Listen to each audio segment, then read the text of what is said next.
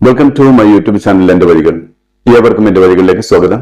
ഇനിയും എന്റെ channel subscribe ചെയ്യാത്തവർ സബ്സ്ക്രൈബ് ചെയ്യുക, എന്റെ വീഡിയോ ഇഷ്ടമായ ലൈക്ക് ചെയ്യുക, തുടർന്നും എന്റെ വീഡിയോകൾ ലഭിക്കുന്നതിന് വേണ്ടി ബെല്ലൈക്കൺ അമർത്തുക. ഇസ്രായേലികളെ തിരികെ വീട്ടിലെത്തിക്കാൻ അനുവദിക്കില്ലെന്ന് ഹിസ്ബുള്ള.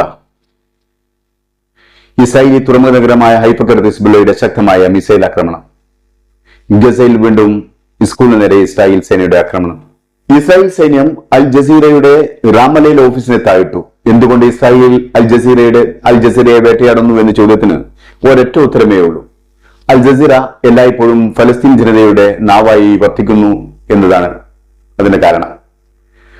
ഫലസ്തീനികൾക്കെതിരെയുള്ള ഇസ്രായേലിന്റെ ക്രൂരത ലോകത്തിന്റെ മുന്നിൽ തുറന്നുകാട്ടാൻ മനസ്സ് കാണിക്കുന്ന ഒരു ചാനൽ അത് അൽ ജസീറ മാത്രമായിരുന്നു എന്നതിനാലാണ് ഇസ്രായേൽ അൽ ജസീറയെ വേട്ടയാടുന്നതും ഒപ്പം അൽ ജസീറയെ ഭയപ്പെടുന്നതും. പലപ്പോഴും ഫലസ്തീനികൾക്കെതിരെയുള്ള ഇസ്രായേലിന്റെ നുണകളെ തുറന്നു കാട്ടുന്നതും ഇസ്രായേലിനെ അൽ ജസീറക്കെതിരെ വാളെടുക്കുന്നതിന് കാരണമാക്കുന്നു. ഇസ്രായേലിനെ കുറിച്ച്, ഫലസ്തീനികളെ കുറിച്ച്, സൈനിസത്തെ കുറിച്ച്, അറബികളെ കുറിച്ച് എല്ലാം ഇസ്രായേലിന്റേതായ കാഴ്ചപ്പാടുകളുണ്ട്. ഇസ്രായേലിന്റെ കണ്ണിൽ ഇസ്രായേലികൾ മാത്രമാണ് എല്ലാം തികഞ്ഞവർ.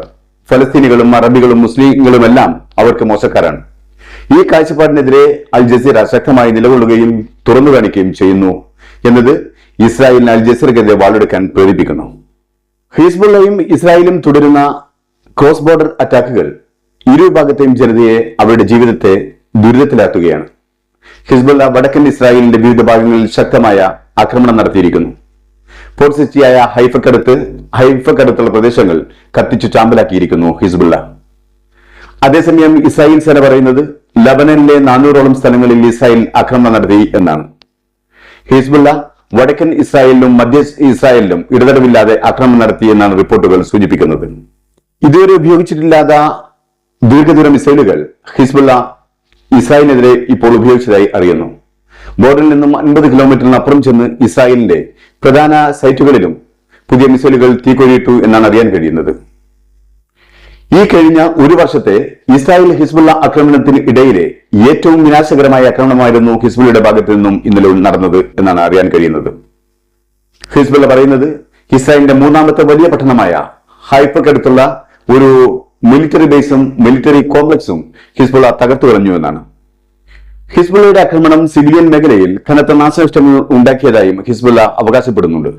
ഹിസ്ബുള്ള പ്രതികാരത്തിന്റെ അടയാളമായ ചുവന്ന കൊടി ഇസ്രായേലിന് നേരെ ഉയർത്തിയിട്ടുണ്ട്.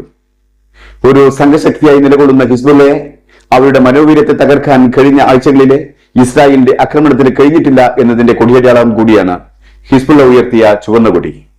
ഹിസ്ബുള്ളയുടെ സീനിയർ കമാൻഡർ കൊല്ലപ്പെട്ട ഇബ്രാഹിം അഖിയലിന് മിലിറ്ററി ബഹുമതി നൽകുന്ന ചടങ്ങിൽ ഹിസ്ബുള്ളയുടെ ഒരു നേതാവ് പ്രഘോഷിച്ചത് ഇപ്രകാരമായിരുന്നു: ഇസ്രായേലിന്റെ ആക്രമണത്തിന്റെ ആദ്യ മണിക്കൂറിൽ ഞങ്ങൾ അല്പമൊന്ന് പരിഭ്രാന്തരായി, എന്നാൽ പെട്ടെന്ന് തന്നെ ഞങ്ങൾ ഞങ്ങളുടെ പൂർവ്വസ്ഥിതിയിലേക്ക് തിരിച്ചു വരികയും ചെയ്തു.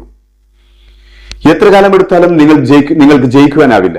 മാത്രമല്ല, വടക്കൻ ഇസ്രായേലിലേക്ക് അവിടുത്തെ താമസക്കാരെ തിരികെ കൊണ്ടുവരാനും നിങ്ങൾക്കാവില്ല. ഞങ്ങൾ എന്തിനും ഒരുക്കമായി തന്നെയാണ് നിൽക്കുന്നത്. ഇസ്രായേൽ പ്രധാനമന്ത്രി ബെഞ്ചമിൻ നെതന്യാഹുവിന്റെ വാക്കുകൾക്കുള്ള ശക്തമായ മറുപടിയായിരുന്നു അത്. ഇസ്രായേൽ പ്രധാനമന്ത്രി പറഞ്ഞത്, ഇനിയുള്ള ഇസ്രായേലിന്റെ ലക്ഷ്യം വടക്കൻ ഇസ്രായേലിൽ നിന്നും ഹിസ്ബുള്ളയുടെ ആക്രമണത്തിന്റെ ഭയത്താൽ വിട്ടുപോയ മുഴുവൻ ജനതയെയും തിരികെ അവരുടെ വീടുകളിൽ എത്തിക്കുക എന്നതായിരുന്നു. അതിനുവേണ്ടി എന്തും ചെയ്യാൻ ഇസ്രായേൽ തയ്യാറാണെന്നായിരുന്നു നെതന്യാഹു പറഞ്ഞത്. അതിനുള്ള മറുപടിയാണ് ഇപ്പോൾ ഹിസ്ബുള്ള നൽകിയിരിക്കുന്നത്.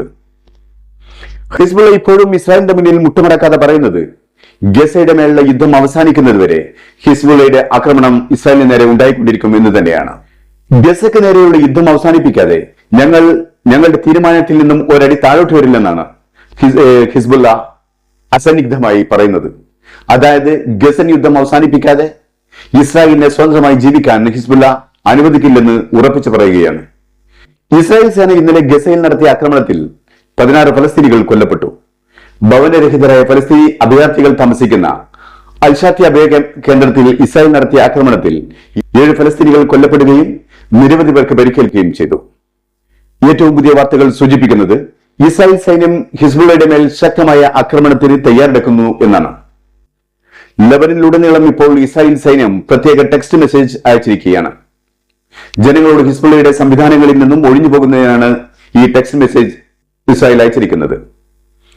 ഹിസ്ബുള്ളക്ക് നേരെ ശക്തമായ ആക്രമണം നടത്താൻ പോകുന്നു, അതുകൊണ്ട് ഒഴിഞ്ഞു പോകണമെന്നാണ് ഇസ്രായേൽ സൈന്യം ജനങ്ങളോട് ആവശ്യപ്പെടുന്നത്.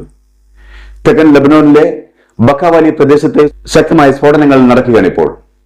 ഇത് നിങ്ങളുടെയും നിങ്ങളുടെ കുടുംബത്തിന്റെയും സുരക്ഷയ്ക്ക് വേണ്ടിയുള്ള മുന്നറിയിപ്പാണ്. ലബനീസ് ഗ്രാമങ്ങളിലെ ജനങ്ങളോട് ഞങ്ങൾ നിർദ്ദേശിക്കുന്നത് ഹിസ്ബുള്ളയുടെ സംവിധാനങ്ങളുള്ള ബിൽഡിങ്ങുകളിൽ നിന്നും തൊട്ടടുത്ത ബിൽഡിങ്ങുകളിൽ നിന്നും നിങ്ങൾ ഒഴിഞ്ഞു പോകുകയെന്നാണ്. ഇപ്രകാരമായിരുന്നു ഇസ്രായേലി മിലിറ്ററി സ്പോക്സ്മാന്റെ വാക്കുകൾ. ഇസ്രായേലിന്റെ ഏറ്റവും വലിയ ബുദ്ധിയാണിത്. ജനങ്ങൾ ഒഴിഞ്ഞു പോകാൻ തുടങ്ങിയാൽ അവിടെയെല്ലാം ഹിസ്ബുള്ളയുടെ സങ്കേതങ്ങളാണെന്ന് മനസ്സിലാക്കാൻ ഇസ്രായേലിന് എളുപ്പമായിരിക്കും. അങ്ങനെ തിരിച്ചറിയുന്ന ബിൽഡിങ്ങുകളിലെല്ലാം തന്നെ ആക്രമിച്ച് ഇല്ലാതാക്കുക എന്ന ലക്ഷ്യമാണ് ഇസ്രായേൽ ഇതിന്റെ പിന്നിലുള്ളത്. ഇസ്രായേലിന്റെ ഈ തന്ത്രം എത്രമാത്രം ലക്ഷ്യം കാണുമെന്ന് കാത്തിരുന്ന് കാണേണ്ടതാണ്.